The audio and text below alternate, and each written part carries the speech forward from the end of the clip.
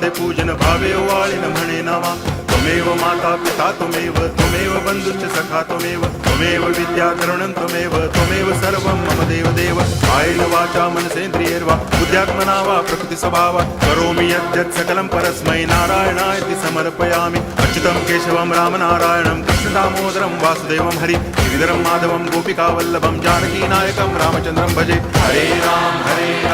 Ram Ram